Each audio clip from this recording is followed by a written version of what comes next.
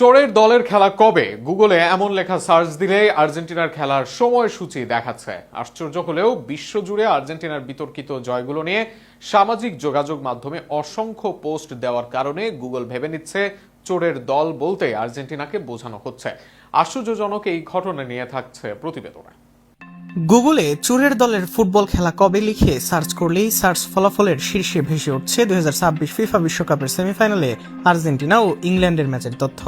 বিষয়টি সামাজিক যোগাযোগ মাধ্যমে ব্যাপক আলোচনার জন্ম দিয়েছে। অনেকে বিস্ময় প্রকাশ করেছেন, আবার অনেকে এটি নিয়ে মিম, ট্রল বা ব্যঙ্গাত্মক পোস্ট শেয়ার করছেন। তবে এটি গুগলের কোনো আনুষ্ঠানিক নামকরণ বা অবস্থান নয়।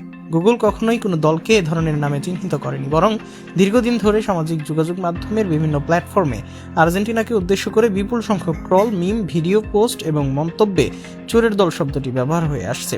ওই কিওয়ার্ডের সঙ্গে আর্জেন্টিনা ইংল্যান্ড ম্যাচকে সম্পর্কিত হিসেবে শনাক্ত করতে সহায়তা করছে।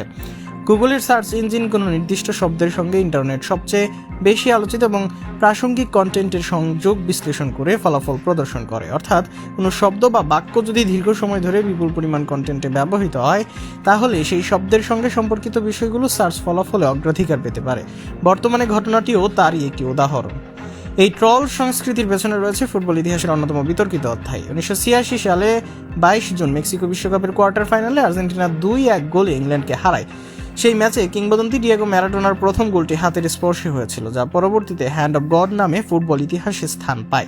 যদিও একই ম্যাচে তিনি প্রায় অর্ধেক মাঠ একাই ড্রিবল করে যে গোলটি করেছিলেন, সেটি আজও গোল অব দ্য সেঞ্চুরি হিসেবে বিবেচিত। এছাড়াও 2022 বিশ্বকাপে অনেকগুলো পেনাল্টি পেয়েছে আর্জেন্টিনা। 2026 বিশ্বকাপেও বিতর্কিত বিষয়গুলো পক্ষে নিয়েছে আর্জেন্টিনার।